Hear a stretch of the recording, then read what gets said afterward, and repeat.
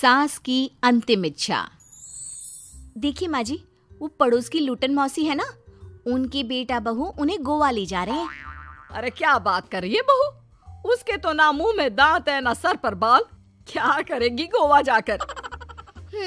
अपनी अपनी किस्मत है माँ जी, लूटन मौसी मरने जो वाली है। हैं? अरे बहू, ये कैसा मरना हुआ जो पहले से ही पता है और ऊपर से गोवा भी घूमने जा रही है। बोला ना माँ जी, ये अपनी अपनी किस्मत है। बात हुई थी मेरी लूटन मौसी की बहू से, बोल रही थी कि चलो दवाई में जो पैसा लगेगा वो गोवा में लगा देते हैं। सास को बहू की बात से पता नहीं क्यों नफरत की बदबू आ रही थी, लेकिन वो कुछ नहीं कहती और कमरे में जाकर लेट जाती है। क्या बात है, लूटन के तो मजे ही मजे है। वैसे आइडिया बुरा नहीं है, थोड़े से पैसे लगाओ और सीधा गोवा की सैर। मैं भी चलती हूँ गोवा। अगले रोज सास तय वक्त पर उठती नहीं। अरे देखो जी, माँ जी अब तक उठी नहीं। आज दूध वाले से दूध और काम वाले के लिए दरवाजा मैंने ही खोला है। अब कम से कम माँ जी का ये तो सुख है कि सुबह जल्दी उठना नहीं पड़ता। अरे बड़ी अजीब हो तुम, मेरी माँ सुबह से उठी नहीं है और तुम्हें चिंता दूध और काम वाली की है। अरे तुम्हें चिंता है ना, तो जाओ जाकर देखो क्या हो गया। वैसे मेरी किस्मत कहाँ लूटन मौसी की बहू जैसी। बेटे को माँ की चिंता होती है, वो सोचता है कि कहीं माँ की सांसें तो नहीं रुक गई और हमें पता ही नहीं चला। बेटा माँ के कमरे में जाता है और वहां जाकर, माँ क्या हो गया है तुम्हें? बेटा, लग नहीं रहा कि अब मैं बचूंगी, लल्लन डॉक्टर के पास ले चले। अरे कैसी बात कर रही है माँ, तेरी तबीयत सीरियस है और मैं तुझे लल्लन झोला छाप डॉक्टर के पास ले जाऊं? ना ना ना। अरे तो कहाँ ले जाएगा बता दे, वहाँ एडवांस दे दिया है मैंने, वो क्या कहते हैं, गूगल पे से। हैं? तूने क्यों पैसे दिए माँ? तुझे पता था क्या कि तू बीमार होने वाली है? सास को लगता है कि कहीं चोरी पकड़ी तो नहीं गई। वो हड़बड़ा जाती है और उसे पसीने निकलने लगते हैं। अरे माँ क्या हो गया, सर्दी में भी पसीने? लगता है तेरी तबीयत ज्यादा ही खराब है और लल्लन डॉक्टर पास ही में है, चल उसी को दिखा देता हूँ। माँ को लेकर बेटा डॉक्टर के पास जाता है, जहाँ माँ ने पहले ही पैसे देकर सेटिंग कर रखी थी। डॉक्टर के क्लिनिक में जाते ही डॉक्टर की ओवर एक्टिंग की दुकान खुल जाती है।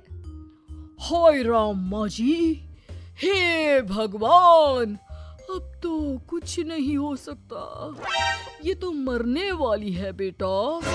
हैं? ओए डॉक्टर है इसलिए इज्जत से बात करूंगा, नहीं तो मेरी माँ को देखे बिना ये बकवास करने के लिए तेरे मुंह में घूसा मार देता। अरे ना ना बेटा, ऐसे मत बोल, वो डॉक्टर है, उसे वो दिख जाता है जो किसी को नहीं दिखता। हाँ माँ, शायद तू ठीक बोल रही है। डॉक्टर क्या दिखा आपको? हमारे डॉक्टर जी, जिन्होंने पहले से ही माँ से बोलने के पैसे ले रखे थे।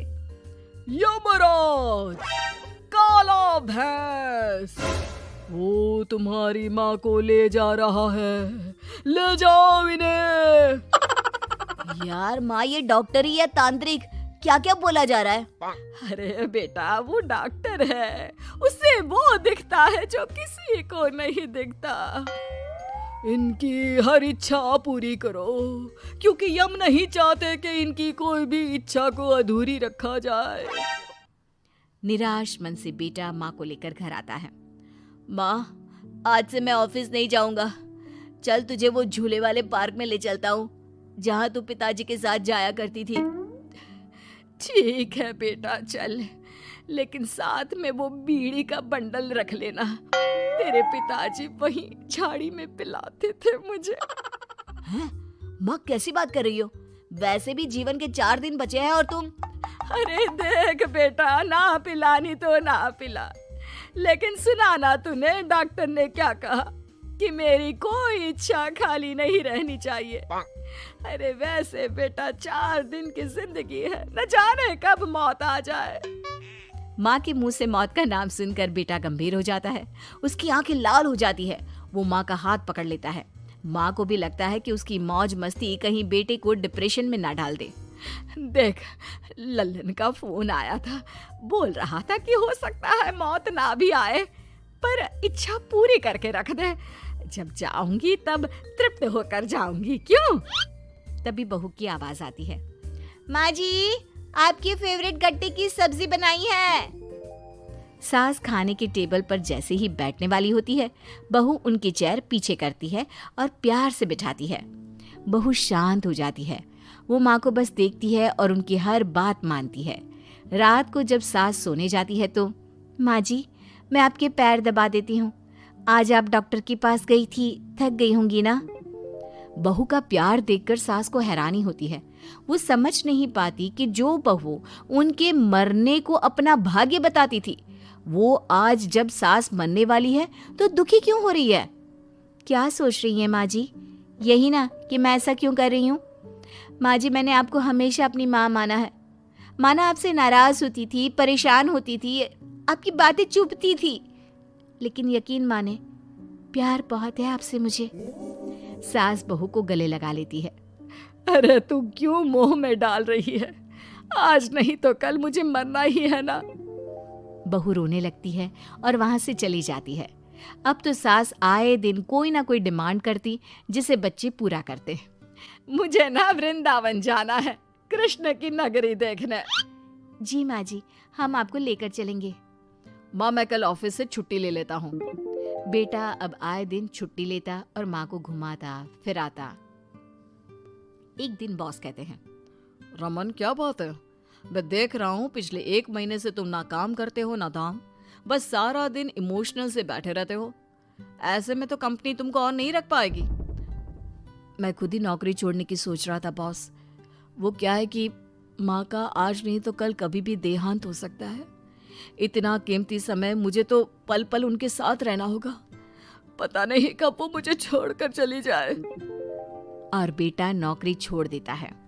माँ मैंने नौकरी छोड़ दी है, आज से मैं तेरे पास रहूंगा। माँ जी मैंने भी बच्चों का नाम स्कूल से कटवा दिया है, अब हम सब आपके पास ही रहेंगे और आपकी सारी इच्छा पूरी करेंगे। अब सास को लगता है ये तो कुछ ज्यादा ही हो गया। अरे बेटा नौकरी नहीं करेगा तो खाएगा क्या? बच्चे स्कूल नहीं जाएंगे तो साल बर्बाद हो जाएगा। वो समझ नहीं पाती कि क्या करे, कैसे ये ड्रामा खत्म करे। बेटा बहू अब तुम लोगों से एक बात करनी थी। देखो मैं ना बहुत शर्मिंदा हूँ, मैंने झूठ बोला था, मुझे कुछ नहीं हुआ है। वो तो ये बोलकर सास सारी बात घर वालों को बता देती है। ओ माँ सच्ची? हे भगवान मैं जानता था माँ को कुछ नहीं होगा। वाह माँ जी ये तो बहुत अच्छी खबर दी। मैं तो हलवा बनाने जा रही हूँ। तुम लोग मुझसे नाराज नहीं हो? नहीं माँ जी हम बहुत खुश हैं कि आपके मरने की खबर झूठी है। माँ शायद मैं तेरे ठीक होते ही तेरा इतना ख्याल रख लेता तो तुझे ये नाटक करने की जरूरत नहीं पड़ती। माँ जी आप हम लोगों को माफ कर दीजिए।